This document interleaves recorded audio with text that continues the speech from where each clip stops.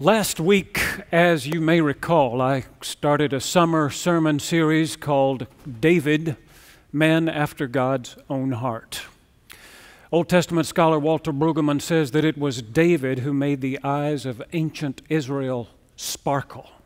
It was his stories those people told around their cook fires and their campfires. And so it seemed good to me to approach this series more like a storyteller than a preacher. I've gotten rid of the pulpit, thrown away my notes, taken off my tie, which will unsettle some of you. But let me assure you that when the series is over, all of that will come back. The pulpit, the notes, the neckties. Until then, maybe you could just relax and enjoy the story. Let me warn you. Some of these stories don't sound like sermons, and today's story is a good example. But I believe that these stories have power in them, and that if you will prepare the heart, the soil of your heart, so that the seed of the word can fall there and take root, something good will grow.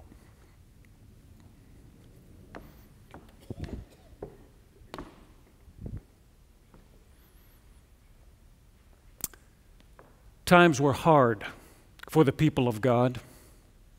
It seemed that no matter how many times King Saul routed the Philistine army and ran them out of Israel, they would simply regroup and return to fight again. This time they were coming up the valley of Elah, one of the four principal valleys in that western watershed of Israel, sloping down to the Mediterranean coast. They came up the valley and camped out near Soko. Saul got wind of it. He blew the ram's horn trumpet, the shofar, and mustered his troops, and they began to march down the valley to meet the Philistines there. Now, the Israelites and the Philistines had been at it so long it was almost a ritual between them. The Philistines would line up on one side of the valley, the Israelites would line up on the other. They would glare at each other and rattle their swords and shout their war cries, and eventually the Israelites would surge forward. The Philistines would meet them on the battlefield. They would fight. There would be winners. There would be losers. Eventually it would all start over again. They had been at it for years and years. But this time, when they lined up for battle, before the shofar could be blown, the ranks of the Philistine army separated, and a champion stepped forward. Goliath of Gath, a giant of a man. He stood 6 cubits and a span. Now, a cubit, as you know, is the average length of a man's forearm from elbow to fingertip, about 18 inches. And a span is the distance between spread finger and thumb, about 8 inches from tip to tip. Goliath was 6 of these and 1 of these, about 9 feet and 8 inches. If he were on your basketball team, you would want to put him at center. And he would stand with his head just a few inches below the rim of the basket. He was tall, but not only tall, he was big. He wore a helmet of bronze on his head and wore a coat of mail that weighed 5,000 shekels of bronze. That's nearly 150 pounds. Imagine walking around with that on. He had bronze greaves guarding his shins, covering his legs. Down below, a bronze javelin slung between his shoulder blades. If you looked at Goliath, you would have known he was invincible. Bronze helmet on his head, this bronze coat of mail, bronze greaves, bronze javelin, and in front of him went his shield bearer.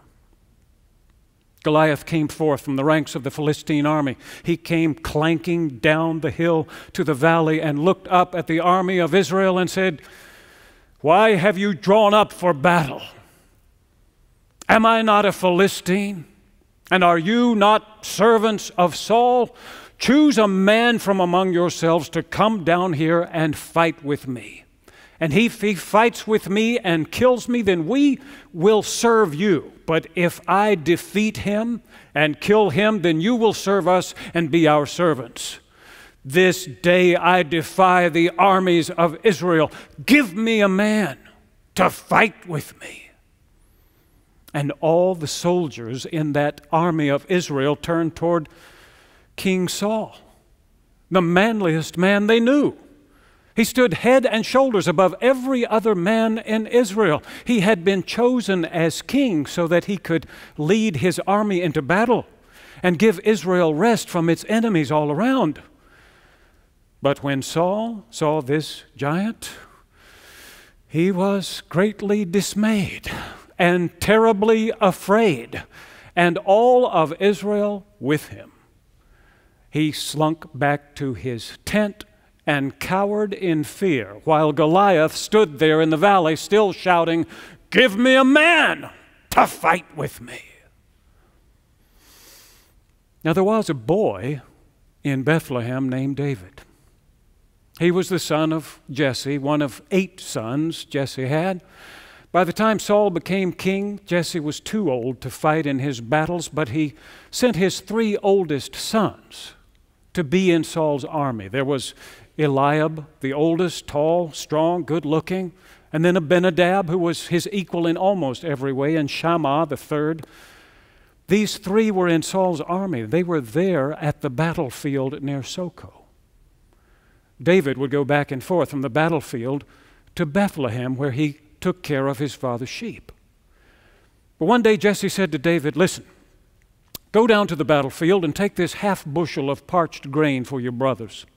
And take 10 loaves of bread, and here, take these 10 cheeses and give them to the boy's commanding officer. Put in a good word for the boys, and if you can, bring back some word from the battle. I would love to know what's happening down there." So David found somebody else to take care of his sheep, and early the next morning he got up and started down toward Soko, about 14 miles west of Bethlehem. It was a long walk. By the time he got there, it was already late in the afternoon. But the armies of Israel and the armies of Philistia were lining up against each other, as they did every morning and every afternoon.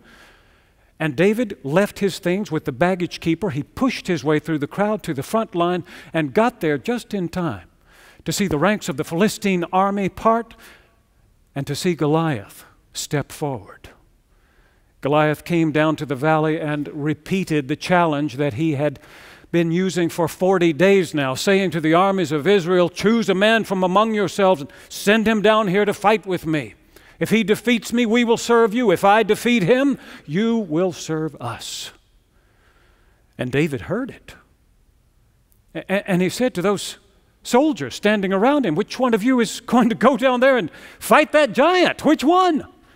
And they all said, "Well, not me, not me, not me, not me." And David said, "Well, somebody needs to fight this giant. Somebody needs to go down there and cut his head off. What will the king give the man who does such a thing?" And they said, "Well, if he lives, the king will greatly enrich him and give that man his daughter's hand in marriage and give his family a free ride in Israel if he lives." And David said, "Somebody needs to do it. Who is this uncircumcised Philistine that he dare defy the armies of the living God?" And do you know, it's the first time in the whole story that the name of God has been mentioned. Don't you just hate that? Don't you hate it when you're working on some big problem and you're chewing on the end of your pencil trying to figure it out, and some little kid comes along and says, "What's the matter?" And you say, "Well, you couldn't possibly understand. I've got this big problem I'm working on. I mean, it's huge. It's enormous. It's bigger than big. It's enormous. This problem you couldn't possibly understand." And that little kid says, "Well, have you prayed about it?" Don't you just hate that? Eliab hated it when David, his little brother, this cocky kid, came down there from Bethlehem and started talking about this battle and how somebody should go down there and lop off this giant's head, and wouldn't the Lord want it that way?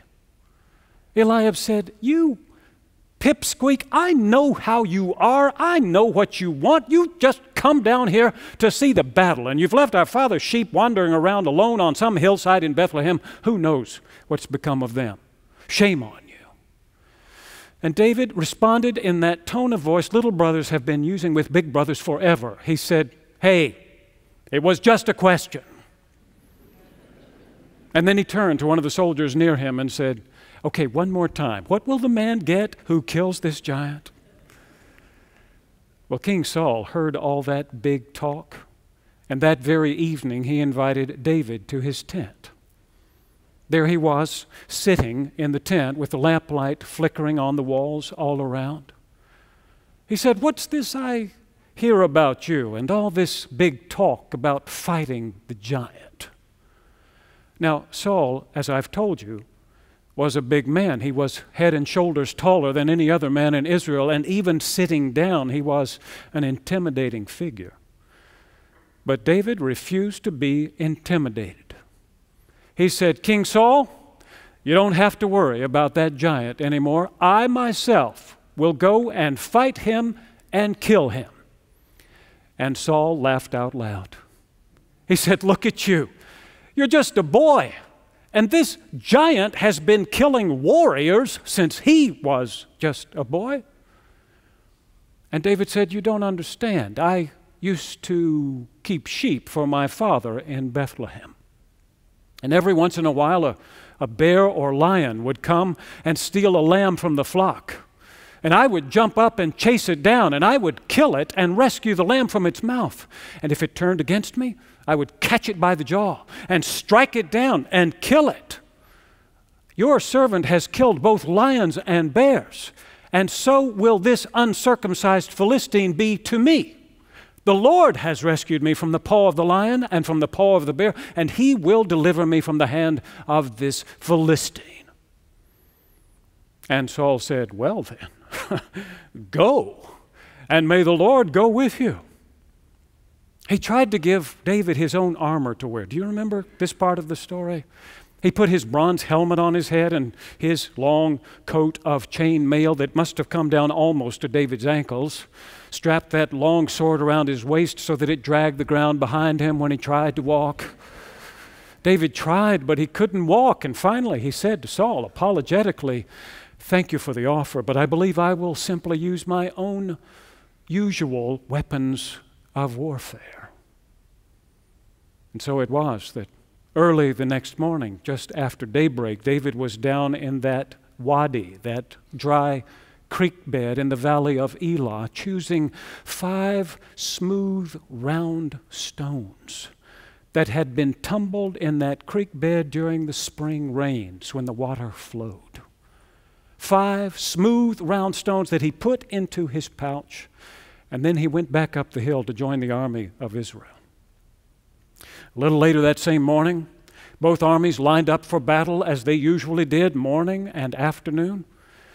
And the ranks of the Philistine army parted, and here came Goliath clanking down the hill to the valley. And once again he shouted up to the armies of Israel, give me a man to fight with me.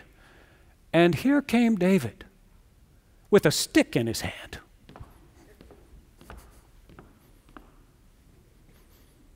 And Saul said, what am I? A dog that you send a boy with a stick? And he began to curse David by his Philistine gods and said, this very day I will strike you down and kill you and give your flesh to the birds of the air and the wild animals of the field. And David said to him, nuh-uh.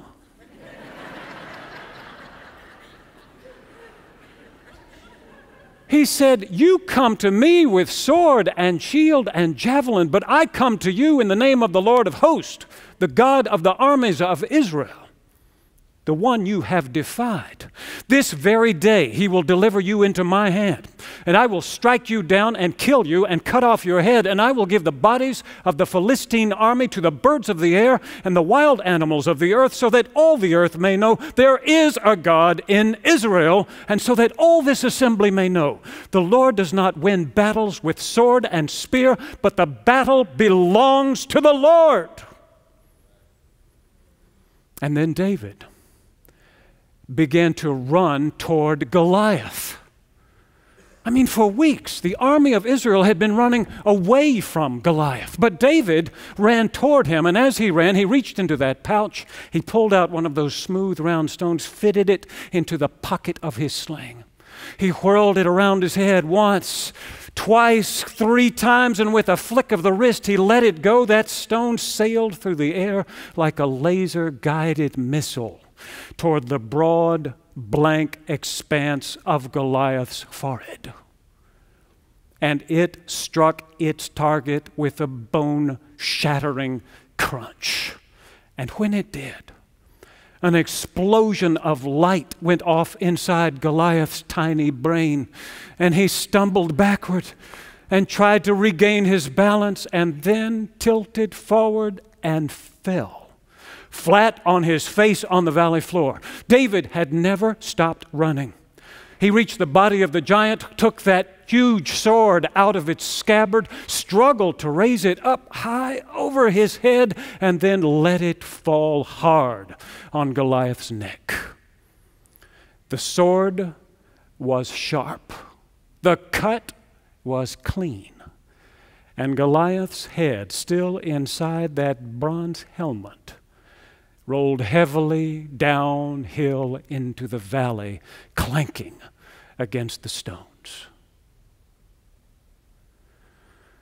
And then the army of Israel let out a shout, and they jumped up from where they were and began to give chase to the Philistine army. The Philistines ran down the valley of Elah, and the army of Israel chased them, cutting them down all the way to Gath and to the gates of Ekron. When they were finished, the valley floor was littered with the bodies of the Philistine soldiers, and for weeks afterwards, the vultures circled over that valley, and the wild animals would come out at night to feast on the flesh of the Philistine army until all that was left was a valley of dry bones. When David was done with the battle that day, he collected Goliath's armor and put it into the tent where his brothers were staying. And then he took Goliath's head to the tent of Saul. Standing before the king, he held up that head by its matted mop of hair. And Saul, who was sitting there, looked at the ugly face of that giant of whom he had been so afraid, and then looked on the shining face of this boy from Bethlehem, and asked the question that had been on his mind all day: whose boy are you, anyway? And David said, I am the son of your servant, Jesse, from Bethlehem. The next day, Saul and all the army of Israel loaded up their things and headed home. They went through villages along the way, and the women of the village came out shaking their tambourines and singing their songs of victory. One of them, with flashing eyes, improvised a new verse and sang, Saul has slain his thousands, but David, tens of thousands. And Saul heard it and turned to Abner, his general, and said, did you hear that? Did you hear what she just said? Saul has slain his thousands, but David tens of thousands? What's next? Will they give this boy the kingdom? From that day forward, Saul had his eye on David.